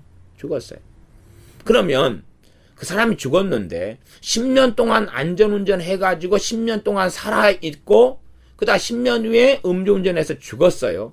그러면 이 사람이 10년이니까 365일 곱하기 10 하면 3600, 500일은 운전 잘해서 살아있었어요. 그다음 하루 운전 못해서 죽었어요. 그러니까 생존한 날 3650일 빼기 죽은 날 하루 해가지고 3649일을 살아있는 게 되겠습니까? 죽은 자가 돼버리죠. 그런 이야기가 뻔한 이야기입니다. 상식적으로. 어떤 의인이 의로운 삶을 살다가 악으로 전향하면 그는 악인이 된 거예요. 악인이 된 것이지. 악인이 되었으면은 멸망 속에 들어가는 것이지. 그러지 의인된 삶하고 악인된 삶을 플러스 마이너스 하는 게 아닙니다. 이걸 사람들은 주의 길이 공평치 못하다 하면서 동계산처럼 생각하는 거예요. 동계산처럼. 말하자면 내가 1,000원을 내고 500원어치 사 먹었으면 500원을 남겨줘야 되는 걸로 생각하는 것이지요. 내가 의로운 삶을 10년 살다가 그 다음에 이제 남은 인생이 5년밖에 안 남았어요. 그러니까 와, 왜 이리 좋노? 왜 좋은가? 물었더니 내가 의로운 삶을 하나님 앞에 10년을 살았기 때문에 5년은 내 멋대로 살아도 의인의 삶이 5년이 남아서 천국 가니까 이제는 내 마음대로 살아도 되겠다. 그러면서 마음대로 5년을 살고 그 다음에 이제 하나님 계산해 주세요. 5년은 남았지요. 5년은. 의로운 삶 5년은 남았죠. 내가 악인의 삶 5년, 의로운 삶 10년. 그러니 5년 남았잖아요. 5년 남았잖아요. 그러니 나는 천국. 그것이 세상 사람들의 가치관입니다. 세상 사람들 어떻게 생각합니까? 어떤 사람은 죽은 사후의 세계가 있다고 믿습니다. 그러나 어떻게 사후의 세계에서 이제 말하자면 우리 전통적으로 한다면 저승과 극락, 불교식이죠. 저승과 극락이 있다. 극락. 내세에 천국과 지옥이 있다. 저승과 극락이 있다. 그러면 어떤 사람이 극락 세상, 어떤 사람이 극락 왕토, 어떤 사람이 천국에 들어갈까? 그러면 그 사람 인생 가운데 그 사람을 저울에 다는 거죠. 어떤요? 선악의 저울 같은 걸 달아요. 그래서 그런다는 이야기가 아니고 지금 이 현실의 사람들이 그런 식으로 어리석게 착각하고 어리석은 것을 믿는다 그 말입니다. 자기를 저울에 달았더니 나 착한 일 853개 너 못된 일 537개. 오, 플러스. 너는 극락. 그렇게 생각한다. 그 말이에요. 그러니까 자기가 윤리적으로 생각하는 거예요. 그러니 자기의 악한 것을 모면하기 위해서 고아원에 한번 가서 봉사하고 돈 몇 푼 기부하고 그 다음에 불쌍한 아이들 보이니까 돈 1,000원이라도 주고 그러면서 이제 자신의 악한 삶, 그래도 이번 주 악한 거 2번 했는데 일단은 친구 밥 사주기. 야, 이건 선한 것인 것 같아. 이거 선한 거 친구 밥 사주기. 그 다음에 오늘 아침에 마누라 꼴 보기 싫은 일을 했는데 마누라 꽃다발 하나 1,000원짜리 사다 주기. 이거 선한 일이야. 이건 착한 일. 그렇게 해서 스스로의 삶을 합리화시켜가면서 안전하다. 자신의 양심을 윤리의 기준과 진리의 근거로 삼아가지고 자신의 마음에서 선과 악을 저울질하는 거죠. 그래서 사람들이 평안을 느끼고 사는 사람들은 스스로 생각하기에 나는 악행보다 선행이 많네. 그러니 죽은 다음에 무게를 달면 그러면 선이 좀 더 나올 거야. 그리고 좀 아슬아슬하다. 그러면 아이고 이번에는 양놈 봉사를 좀 갈까. 다행히 이번에 회사에서 양놈 봉사를 주말에 간다네. 너무 좋아. 이번에 좀 메꿔 놓으면 되겠다. 그리고 메꿔 놓은 다음에 아이고 이제 다음 주부터는 나이트클럽 확 가서 마누라 몰래 그냥 한번 흔들고 마시고 그렇게 해서 왜 이번에 양놈 봉사로 좀 채웠으니까 좀 남는 게 있을 거야. 그런 식의 생각과 사상을 참 많은 사람들이 가지고 있더라. 물론 똑같다는 건 아니라 그런 식의 스스로의 양심을 가지고 있는데 하나님 앞에서는 어떤 사람이 악인이냐 의인이냐 존재론적으로 실상은 보시는 것입니다. 그런 망상 속에서가 아니라 그래서 정말로 이 악인이냐 의인이냐의 첫 번째 기준은 뭐겠습니까? 일단 그렇게 보면 되겠어. 십계명이에요. 십계명. 가장 그냥 멍청이도 알 수 있는 기준은 십계명이에요. 첫 번째 십계명의 첫 번째는 뭡니까? 하나님을 섬기라는 것이지요. 십계명 첫 번째 제가 읽어드리면 너는 나 외에는 다른 신들을 내게 있게 말지니라. 다른 신들 너는 나만을 섬겨라. 그 말. 하나님만을 섬겨라. 그러면 최소한 어떤 이가 회사에 다니면 회사 회장님이 있거나 사장님이 있으면 사원으로서는 회장님을 섬기는 거죠. 그의 명령 어느 직급 부서로 발령을 인사부에서 내면 그 부서에서 봉사하고 일하고 근무해서 월급을 받는 거지. 어이 사장 김 사장 나는 이쪽 부서 영업팀 나 가기 싫어. 나 사장실에 자리 내줘. 네 자리 좋구만. 나 사장으로 발령 내줘. 그런다 해서 그것은 그 회사에서나 혹은 회사에 소속되어서 신입사원이 돼가지고 회사를 섬기거나 그 회사의 사칙을 따르는 게 아니죠. 정말로 하나님을 섬긴다는 것은 하나님을 내 상위자로 인정하는 것이고 권세자로 인정하는 것이고 그분의 말씀을 경청하며 순종한다는 것을 이야기하는 것입니다. 우리 어떤 사람이 공채를 봐가지고 어느 회사 기업에 들어갔는데 회사에서 면접한 다음에 어느 부서로 발령했는데 물론 그 사람의 희망사항도 참조를 좀 하지요. 그러나 인사부 같은 좋은 부서는 지원하는 신입사원이 많아서 TO는 적어서 성적을 신입사원인데 연수 때가 있으면 그걸로 성적을 매기는 회사들이 많습니다. 꼴등이 나왔어요. 재고 안 좋은 부서 중에 하나가 영업팀 아닙니까? 네 그리가 싫어. 응? 나 처음부터 평사원 하지 말고 나 부장으로 바로 발령 내시오. 인사부 부장으로. 그렇게 한다면 그 사원은 그 회사에 존재할 수 없고 퇴사해야 될 거예요. 당연한 이야기죠. 퇴사 못해. 바로 나는 그냥 노조에 가입해가지고 이 악덕 기업주 물러가라. 왜 나는 부장이 될 만한 능력이 있는 사람이다.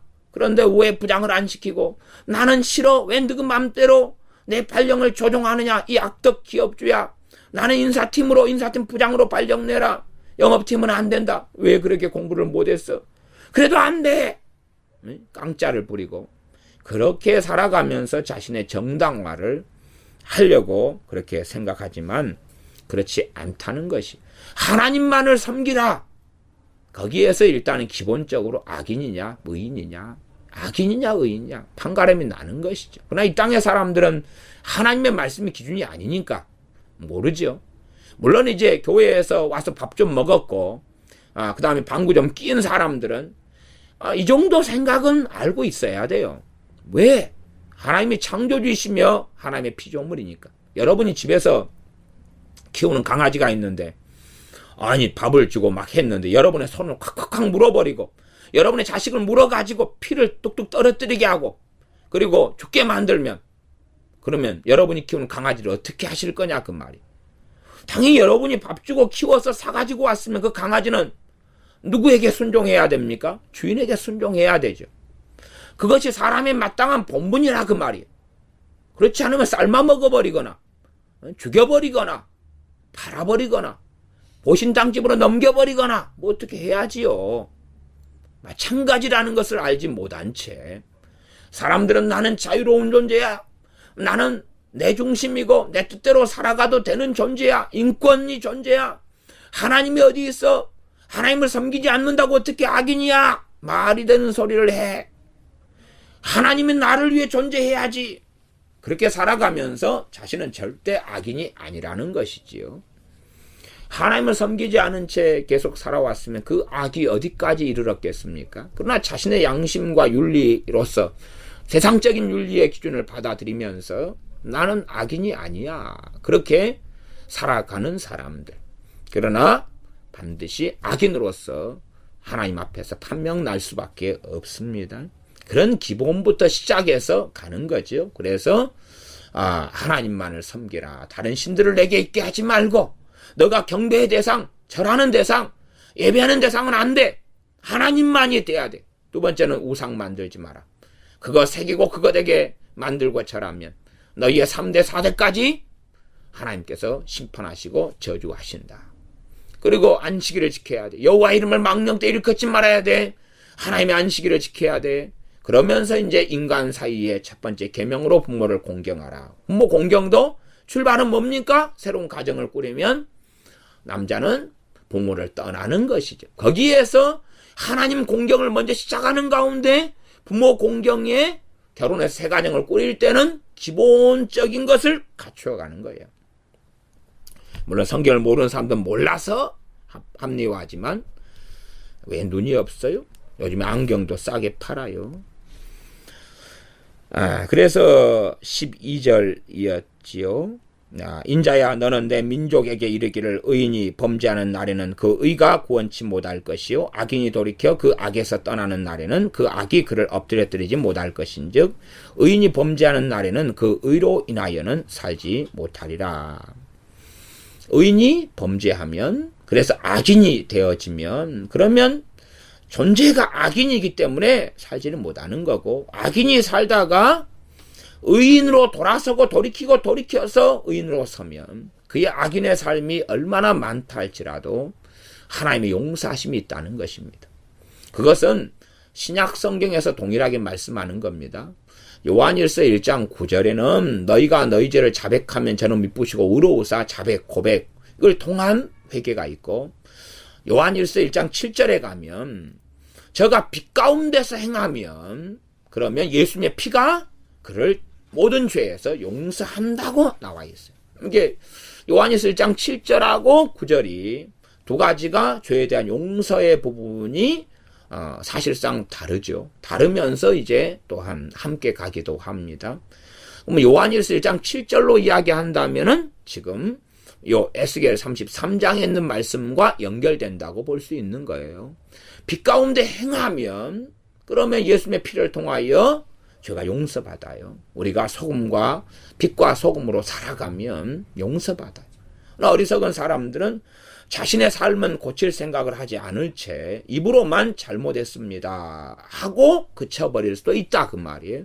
그러나 그리 된다면 그러면서 어둠 가운데 살아간다면 어떻게 그 죄가 용서받을 수 있겠느냐부터 요한일서 1장 9절은 이 자백, 고백, 기도에 대한 또 복음적인 의미에서는 제가 다른 영역에서 설교를 여러 번 해놓았기 때문에 그 깊은 것까지는 다 다루지는 못합니다. 어쨌든 제가 정확하게는 요한일서 1장 7절은 읽어드리면서 이 구절하고 함께 살펴보시도록은 제가 해드리겠습니다. 요한일서 1장 7절을 제가 읽어보겠습니다. 저가 빛 가운데 계신 것 같이 저는 하나님입니다. 우리도 빛 가운데 행하면 우리가 서로 사귐이 있고 그 아들 예수의 피가 우리를 모든 죄에서 깨끗하게 하실 것이요. 그러니까 죄에 대한 용서가 어떻게 이루어지느냐? 요한일서 1장 7절은 우리가 빛 가운데 행하면.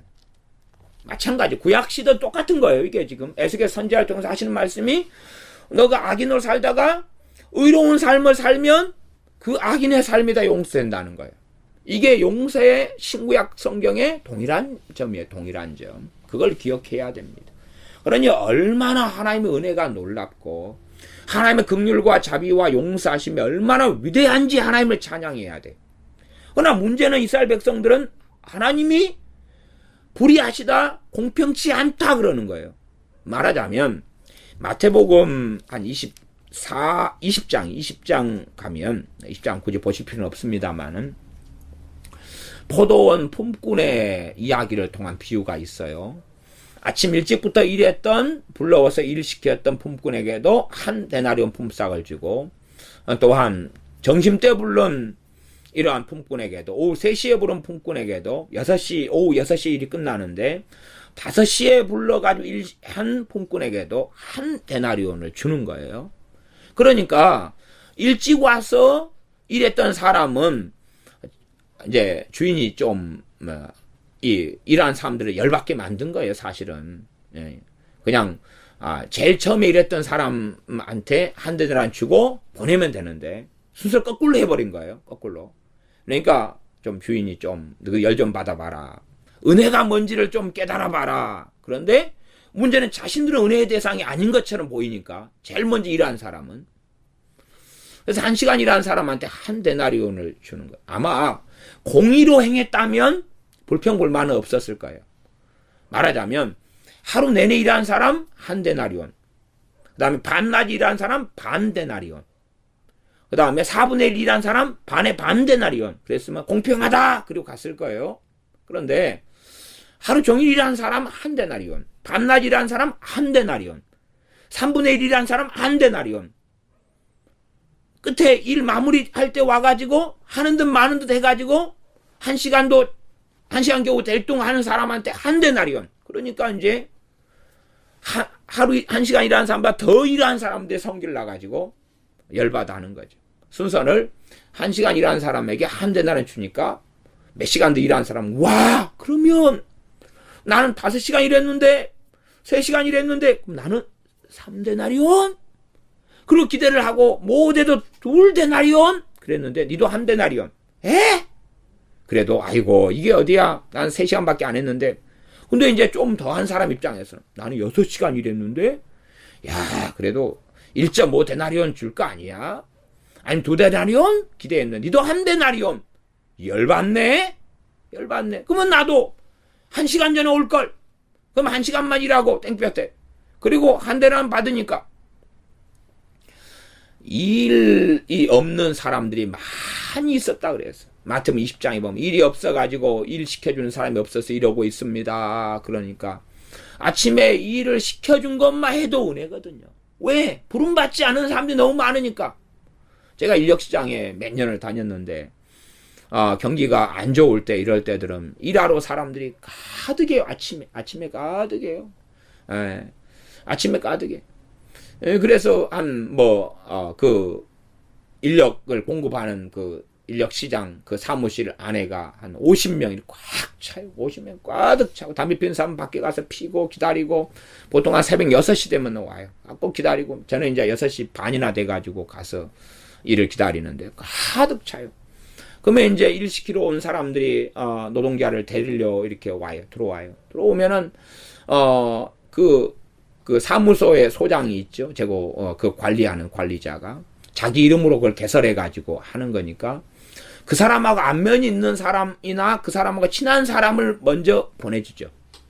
당연히 그러죠. 일반적으로는 온 순서로 보내주지만 버글버글 하도 누가 빨리 왔느냐 늦게 왔느냐는 누가 있어요. 그래서 이런 일은 너무 험한 일이고 안 하려는 경우는 이런 일 할 사람 누가 할까요? 그렇게 말하지만 편하고 좋은 일, 단가도 높은 일, 그런 일은 누구 자네들 가소? 그리고 보내거든요. 저는 이제 그 소장님하고 좀 친하고 언체 일을 많이 해서 그래서 이제 좋은 일 있으면 가소 그렇게 하면 예 감사합니다. 그리고 이제 좀 가고 그렇게 했는데 일이 적으니까 이제 아침에 8시 정도 되면 일 시키는 사람이 전혀 없어요. 그런데 사람은 20명, 30명이 모여 있어요. 왜? 일이 없으니까 모여 있어요. 모여 있다가 이제 일당으로 벌어먹고 사는데, 그래도 버텨, 혹시나 그리고. 근데 그때는 안 와요, 사람이. 7시 반 정도까지 사람 데리러 오고, 그 다음에 거의 안 와요. 아침부터 일 시킬 수 있는데, 뭐일러 늦게 오겠어요. 그냥 어쩌다 갑자기 일이 생긴 경우에는 늦게 와요. 그러니까, 1명, 2명 다 떠나요. 버티다. 돈이 정말 다급한데 일이 없어서 떠나요. 그러다가 이제 어떤 사람들 거기서 모여 앉아 화투도 치고 뭐 그러면 술도 마시고 그렇게 하는 경우도 있고 막 다 흩어져요. 저는 하루는 정말로 이 먹고 쌀도 없고 다 떨어져서 정말 일이 필요해요. 그래서 오직 하면 10시까지 기다려요. 10시까지 기다리면서 기도했어요. 하나님, 일이 들어와야 돼. 일이 없어서 이건 나 큰일 났어요. 그러니까 10시에 사람이 한 명이 데리러 온 거예요. 나만 남아 있었거든요. 그래서 무슨 일인가 했더니 관 매는 일이에요. 관. 사람 죽어서 상여를 매는 일이 들어온 거예요. 근데 이제 상여를 매면 당시에 계를 해가지고 개원들이 상여를 매는 건데 자기가 사업을 하기 때문에 자기가 상여를 맬 수 없어서 그런 경우는 자기가 돈 주고 사람을 사가지고 다시 자기 대신 넣으면은 벌금을 안 물어요. 벌금이 훨씬 비싸거든요. 그 사람 불러가지고 일 시키는 데서는 한 5만 원 주면 되는데 벌금은 20만 원, 30만 원 내야 되거든. 그러니까 빨리 사람 구하러 온 거예요. 갑자기 사람이 죽었는데 자기 일이 밀려가지고 자기가 상여를 매러 가야 되는데 못 매니까. 제가 이제 상여를 매러 갔어요. 갖고 상여다 매고 무덤에다 묻고 나니까 오후 2시들만요. 10시에 가가지고. 그것도 이제 차 타고 가니까 저기 먼 시골 골짜기로 들어가니까 차 타고 갔는데 30분 가자마자 또 밥 먹으라 그러더라고. 그 푸지게 또 차려나가지고 먹고 거기에서 밥만 한 4끼를 오후 2시까지 먹고 2시에 또 먹고 배 터져가지고 돈 일당 다 받고 그것도 돈을 또 더 주더라고요. 왜냐하면은 죽은 사람 장례식에 상여 맨 것은 돈을 좀 생각해서 줘야 된다고. 그렇게 해서 좀 더 줘서 그냥 한번 상여 매고 사람들 원체 많이 매니까 무겁지도 않지요. 그렇게 해서 산에 끊고 올라가 가지고 이제 그렇게 해서 털고 해서 하나님께 돈을 주셔서 그 다음에 또 한참을 또 먹고 살았는데 일 시키는 사람은 적고 일할 사람은 굉장히 많은 거예요. 그러니 불러준다는 것만 해도 은혜인 거예요. 그때의 그 상황이 마태복음 20장의 상황이에요. 근데도 이들은 뭐라고 이야기합니까? 불공평하다 그러는 거예요. 불공평하다. 공평치 않다. 이 이스라엘 백성도 마찬가지예요. 봐봐라. 정말 공평한 것이 뭔지 아느냐? 너희들이 지금 악하게 살고 있는데 너희들 전부 다 지옥으로 집어넣어버리는 것이 공평한 거야. 실상은. 그러나 지금 내 종을 선지자를 보내가지고 돌이키라 그러면 살려준다 하지 않느냐? 그런데도 불공평하다 그러느냐? 이 나쁜 놈들아. 그러는 건데 그래도 불공평하여. 우리는 어쩔 수 없단 말이요. 우리는 변화될 수 없단 말이요. 우리는 달라질 수 없단 말이요. 그렇게 있는 거지요. 다시 13절로 넘어가면 이제 가령 내가 의인에게 말하기를 너는 살리라 하였다 하자. 그 앞에는 악인에게 8절에는 가령 내가 악인에게 이르기를 악인아 너는 정령 죽으리라 하였다 하자. 그러면서 여기는 13절은 가령 내가 의인에게 말하기를 너는 살리라 하였다 하자. 이것이 지금 현재의 상황에서 살리라는 이야기죠. 현재 의인이니까 너는 살리라. 살리라가 잘 먹고 잘 살리라가 아니라 영원한 생명을 얻으리라는 이야기죠. 너가 하나님 앞에 섰을 때에 진노를 받아 음부 속에 들어가는 게 아니라 그 하나님의 영원한 생명을 얻어서 하나님의 나라에 천국에 들어가리라. 지옥이 아니라 천국에 들어가리라 하는 말씀이지요. 너는 살리라 하였다 하자. 그가 그 의를 스스로 믿고 뭘 믿어요? 의를 믿어요. 의를 믿고 이게 자기 의인 거죠. 우리가 의롭게 살아간다 할지라도 의롭게 살려면 뭐가 필요합니까? 죄를 깨달아야 되죠. 그 다음에 죄를 용서하시는 하나님의 은혜가 있어야 돼요. 그 다음에 죄가 뭔지를 알게 하는 하나님의 말씀이 있어야 되고, 그 다음에 하나님의 도우심이 필요하고, 그런 것이 해서 의가 만들어지는 거예요. 그런데 그 의가 내가 스스로 만들어낸 것처럼 그 의를 믿어요. 그래, 자기 과신이고 자기 확신이고 담대함인데 그건 지푸라기를 잡는 것과 똑같은 것이죠. 그러니 의인이 어떻게 무너지고 멸망하고 악인이 되느냐 하는 내용이 깊이 있게 좀 나와 있는 거죠. 왜 의인이 악인이 되느냐? 그 의를 믿기 때문에 그런 거예요. 그래서 고린도전서 10장에 선줄로 생각하는 자는 넘어질까 주의하라. 많은 목사님들이 자신이 목사로 부르심 받았다. 나는 목사라는 최고의 직분과 사명을 맡은 자다. 그래서 자신의 목사됨을 믿어버리는 사람들이 많아요. 또 어떤 분은 나는 목사로 안수받았다. 그러니 나는 안수받을 때 특별한 사람이 된 거다. 그렇게 자신의 안수를 믿어버리고, 또 장로님들 같은 경우도 많이 장로라는 걸 믿어가지고 시간이 지나가면 갈수록 악인으로 변화돼 버려요. 그래서 제가 친하게 잘 아시는 한 20 몇 년 동안 아시는 이제 70이 다 되신 목사님이 계시는데, 봉사로서 전국에 봉사로서 한 지금 50년 정도 사셨으니까, 20대 이럴 때부터 해서 사셨으니까 지금 한 8년 될까요? 그러니까 무수히 많은 교회를 다니셨어요. 그러면서 이제 우리 교회도 모셔서 부흥회도 하고, 기도원 사역할 때 기도원에 한 달에 또 1년에 몇 차례 모셔서 부흥회도 하고, 뭐 그렇게 하니까 잘 친하지요. 근데 그분이 하시는 말씀이, 이제 지금은 자녀들이 다 컸는데, 옛날에 자녀들이 20대 때 한참 결혼시켜야 될 때, 나는 정말로 장로님 자식들은 절대 장로님 자식들한테 결혼 안 시킨다. 어느 교회 가서 봉집해 보면 정말 악한 사람들이 장로님들이에요. 물론 이제 목사님들의 악함도 있지만은, 일단은 교회가 어느 정도 규모가 된 경우는 장로님들이 있잖아요. 장로님 그렇게 완악하고 악한 걸 너무 많이 경험하신 거예요. 그래서 나는 절대 장로님들 쪽으로는 앉아서 오줌도 안 눌러. 그분은 서서 오줌 누시는 분이었는데, 남자 목사님이시니까 어쨌든 그쪽 방향으로는 오줌도 안 논다고 그러면서 학을 떼시는 거예요. 그래서 와, 목사님, 이제 저야 이제 젊은 사람이니까, 옛날에 목사님 정말 그렇게 장로님들이 교회마다 악한가요? 말할 수 없다고. 정말 그렇게 약하다고. 제가 옛날에 정우사 때부터, 옛날에 제가 목사 안수를 받은 지가 14년 정도 지금 되니까, 옛날에 그 전에 한 20년 전 막 이럴 때에 정우사님 얼마나 목사님들이, 장로님들이 악한지 말할 수 없어요. 절대 장로 딸하고 장로 아들한테는 사위도 며느리도 절대 안 삼아요.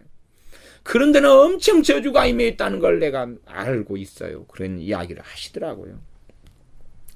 그러니 내가 의인에게 말하기를 너는 살리라 하였다 하자 그가 그 의를 스스로 믿어요. 스스로 그걸 믿어요. 어떤 의가 만들어져도 어떻게 우리가 의로운 삶, 깨끗한 삶을 살 수 있다 해도 그것은 하나님의 은혜로 사실은 온 거예요. 하나님의 은혜로. 말씀을 주셨기 때문에 그렇고, 또한 우리의 마음을, 우리의 죄를 씻어주셨기 때문에 깨끗한 삶을 살 수 있는 거예요. 아니, 더러운 옷을 막 입고 있는데 더러운 옷 상태에서 이제 깨끗하게 하려고 해봐야 깨끗함을 어떻게 해요? 이 더러운 옷을 깨끗하게 빨고, 세상적인 더러운 옷이라면 어디 가서 빨면 되겠지만은, 이 우리의 삶의 더러운 것은 어떻게 하면 내가 스스로 씻어버릴 수 있냐 그 말이에요. 하나님께 씻어주시니까 이제 거기에서 새 출발을 할 수 있는 거 아니에요. 그래서 하나님의 은혜로 의로운 삶을 조금이라도 사는 것인데, 스스로 자기가 한 양 믿어버리니 이 교만이죠. 교만이죠. 그래서 죄악을 속에 들어가는 바탕이 만들어지는 거고, 죄악을 행하면 그 의를 스스로 믿고 죄악을 행하면 그 모든 의로운 행위가 하나도 기억되지 아니하리니 그가 그 지은 죄악 중 곧 그 중에서 죽으리라. 깨끗하게 살다가 깨끗한 상태에서 엄마가 애한테 새 옷을 입혀가지고 야 그렇게 해서 깨끗하게 놀다가 들어온나 그랬어요. 그래서 애가 3시간 동안 흙도 조심하고 모래장난도 좀 안 하고 깨끗하게 있다가 집에 들어오려니까 이제 좀 심심한 거예요. 그래서 옆에 보니까 똥통이 있는 거예요. 똥통 속에 3시간 깨끗하게 지내다가 잠수를 한번 했어요. 풍덩 담갔다가 나왔어요. 풍덩 담갔다가 나와서 집에 들어오는데 똥통에서 똥으로 범벅이 된 상태가 딱 5분이에요. 5분. 깨끗함을 유지한 상태가 3시간. 그 다음 똥통성에 담갔다가 나와가지고 엄마한테 올 때까지가 5분. 그러면 결과가 깨끗한 사람인 거예요? 그게 논리가 맞는 거냐 그 말이. 근데 그런 논리를 틀렸다 그러는. 봐봐라. 하나님 공평치 않습니다. 하나님 3시간을 깨끗하게 있다가 5분 더러워져가지고 똥통에 담가가 나왔는데 어떻게 똥 묻은 사람입니까? 3시간 빼기 5분 하면 2시간 55분 깨끗한 사람이 나와야지. 하나님 공평하지 않습니까? 아니다. 내가 공평한 거다. 내가 옳은 거다. 하나님 말씀에도 뒤에 이야기가 그런 거죠. 그러나 이스라엘 족속은 아닙니다. 그렇게 이야기하니까 상당히 좀 말이 안 되는 이야기가 되는 거지요. 내 재산을 3천만 원을 가지고 있다가 주식이나 노름으로 싹 날려버려요. 날리는 건 한순간이고 가지고 있는 것은 모으기는 시간이 걸리고. 그러니 이제 다 날린 다음에 모으는 데까지 또 3천만 원 재산을 가지고 있는 시간은 내가 5년이었어. 날리는 것은 아이고 이틀 만에 날렸어. 그러니까 이틀 빼고 나면 나는 그대로 3천만 원 재산을 가지고 있어야 돼. 그런 논리하고 비슷한 거겠지요. 자 13절 그래 가겠습니다. 그가 그 지은 죄악 중 곧 그 중에서 죽으리라. 14절 가령 내가 악인에게 말하기를 너는 죽으리라 하였다 하자 그가 돌이켜 자기의 죄에서 떠나서 법과 의대로 행하여. 법과 의대로 행하여에서 이제 좀 내용 중에 일부를 말씀하시는데 전당물을 도로 주며 전당물 가난한 사람들의 것을 내가 이렇게 돈을 빌려주면서 전당물을 잡는 거죠. 왜 전당포 아시다시피 전당포는 어차피 너희들 못 갚을 테니까 조금 있다가 갚을 때도 이자를 더 내고 가져가야 되고 물건을 그 다음에 얼마 동안 못 가져가면 내 거야. 그렇게 해서 그 전당물을 팔아가지고 돈 버는 데가 전당포였지요. 그런 식으로 과거에는 횡행하고 했다는 사실이에요. 쌀 한 대박 좀 빌려주세요. 그래? 그럼 너희 집에 그거 좋은 거 있대. 그거 갖다 내놓고 쌀 한 대박 가져갔어. 그리고 얼마 후에 쌀 한 대박에 이자 붙여가지고 갖다 주지 않으면 이것은 내 걸세. 그렇게 하는 거지요. 그렇게 해서 이 기근이 들고 힘들고 가난한 사람들에게 좋은 걸 다 빼앗을 수가 있는 거. 이런 삶을 하나님의 백성들이 살아간 거지요. 물론 거꾸로 이제 가난한 사람 입장에서는 이런 삶을 안 사니까 나는 또 무죄다 그렇게 말할 수도 있겠죠. 그러나 결코 그런 것은 아니지요. 일반적으로 이 악한 삶의 한 모양을 나타내 줍니다. 요즘 현 시대의 삶에서는 양상이 꽤 달라지겠지요. 억탈물을 돌려보내고 억지로 탈취했어요. 억지로. 너 지난번에 돈 이거 갚지 못했는데 이거 갚지 못한 대신에 너희 집에서 키우는 이 암소 내가 데려갈 거야. 이렇게 해서 뺏으러 가는 거죠. 당시에는 합법이 되는 거죠. 지금 불법이지만 억탈물을 돌려보내고 생명의 율례를 준행하여 생명을 주는 말씀을 준행하여 다시는 죄악을 짓지 아니하면 그가 정령 살고 죽지 않을지라. 하나님의 절대 기준을 말씀합니다. 하나님의 절대 기준. 다시는 죄악을 짓지 아니하면 절대 기준이에요. 그 다음에 그렇게 행하면 된다. 그런데 정말 다시는 죄악을 짓지 않는 삶이 가능할까요? 아니면 혹 의인이라도 그게 가능할까요? 그래서 제가 이러한 부분에 대해서는 저 앞에서도 설명을 해서 일단은 15절을 더 자세히는 설명하지 않고 설명하려면 시간이 걸리고 난해한 구절이고 또한 심지어 노아라 할지라도 죄를 지은 걸 알고 우리가 모세라 할지라도 죄를 지은 걸 압니다. 그래서 모세가 죄를 지어서 가나안 땅에 들어가지 못했죠. 하나님의 거룩함을 나타내지 않았기 때문에. 그러나 그가 또한 그 악인이 그 악이 죄가 용서받는다면 의인이 죄 용서받기는 더 쉽겠어요? 더 어렵겠어요? 더 쉽겠어요? 어렵겠어요? 더 쉽죠. 더 쉬워요. 아니 남의 자식을 용서해준다면 내 자식은요? 용서를 더 해줘야 안 해줘요? 남의 자식이 내 냉장고에서 우유를 꺼내서 먹었으면 도둑질이고 내 자식이 꺼내 먹었으면 합법이고 일단 그런 판국인데 남의 자식이 호주머니에서 엄마나 아빠나 엄마 아빠 관계는 아니죠. 아저씨 아줌마 관계죠. 남의 자식이 돈을 10,000원을 훔쳐간 것하고 내 자식이 10,000원 훔쳐간 것하고 어느 것이 용서를 쉽게 받게. 남의 자식은 보상받을 수도 있지만 보상받아야 되겠지만 일반적으로 내 자식한테는 꽃밤을 한 대 때리고 이 나쁜 놈아 엉덩이 한 대 치고 그래 밥 차려주겠죠. 밥 먹으라고. 밥 먹고 속 차리라고. 또 앞으로 그런 일 또 닷새는 하기만 해봐. 그랬더니 우리 동네는 닷새라는 이 사투리를 많이 써요. 그래서 5일 지난 다음에 또 10,000원 훔쳐가죠. 그래서 하나님의 이 기준은 절대 양보하고 말씀하는 건 아닙니다. 양보하고 말씀하지는 않아요. 다시는 악을 짓지 아니하면 그가 정령 살고 죽지 않을지라. 그러나 악을 또 행해요. 그러나 또 용서받음이 있기 때문에 하나님 눈에서는 다시는 악을 짓지 않는다는 걸로 보시는 거다 그 말이에요.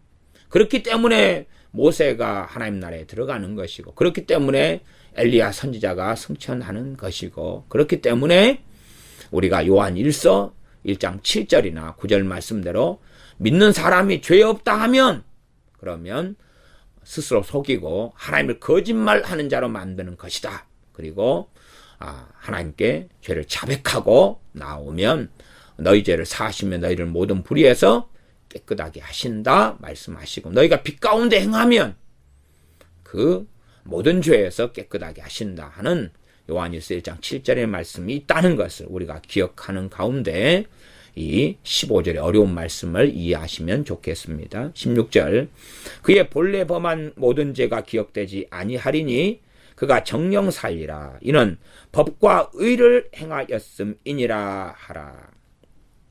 하나님의 기준은 포기되지 않습니다. 법과 의를 행해야 삽니다. 예수님을 믿는 것은 뭐냐 하면 주님께서 법과 의를 행하신 것 그것을 믿음을 통하여 내 것으로 가져오기 때문에 의인이 되는 것입니다. 주님께서 하나님 아버지께 순종하시며 하나님을 기쁘시게 했던 그 삶을 내 삶으로 믿음을 통하여 가져오는 것입니다.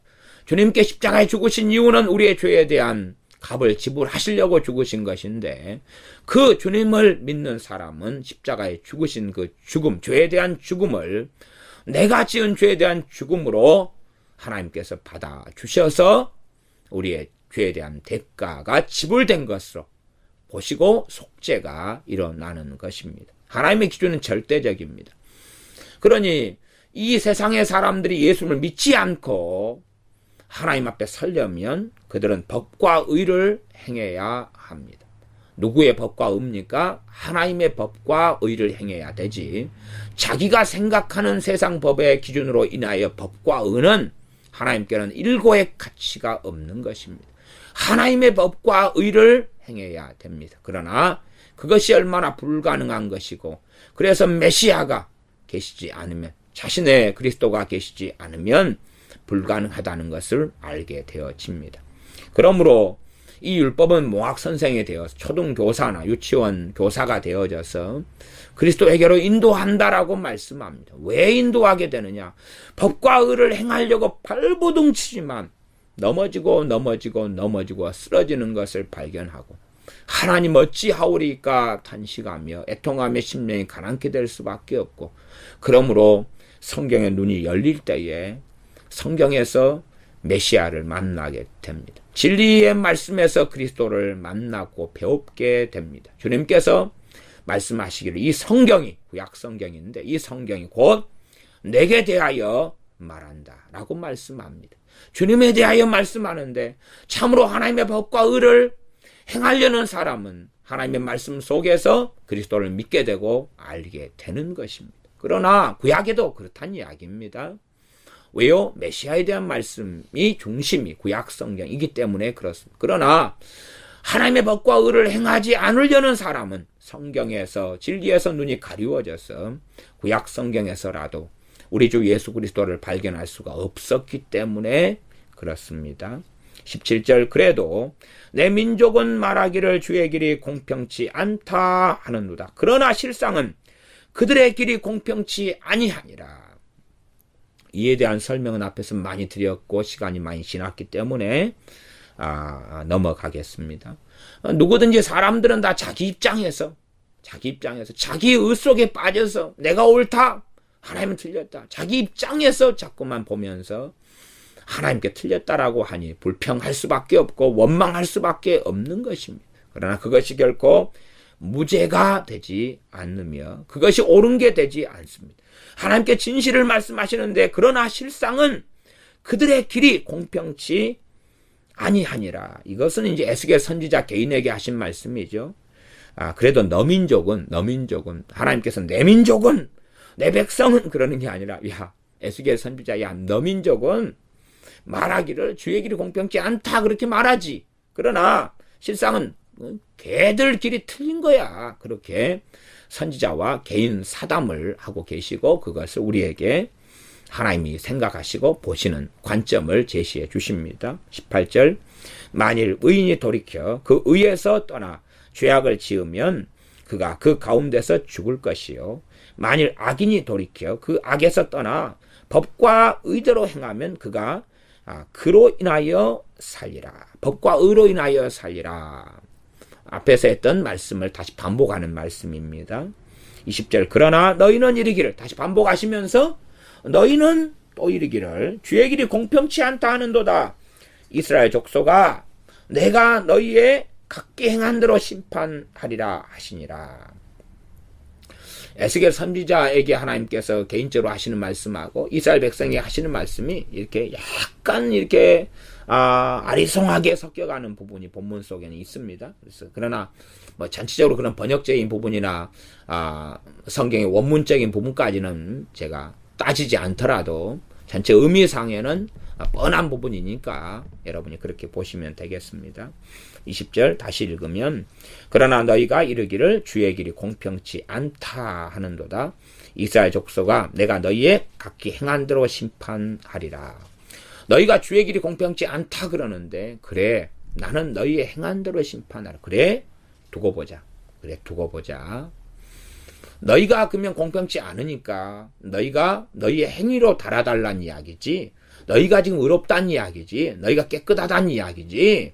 그러니 너희의 행한 대로 심판하겠다. 얼마나 엄정한 말씀이 되어집니까? 악인의 삶을 살다가 그러다가 다시 의롭게 될 기회를 얻게 되는 것은 정말로 귀한 하나님의 은혜인데 악인의 삶을 살 때 하나님께서 너희 악한 대로 너희 행한 대로 심판하리라 그러면 어떻게 하나님 앞에 설 수가 있겠습니까? 너무나 무서운 것이죠. 또한 이들이 악인의 삶을 살다가 의인의 삶으로 돌아왔습니다.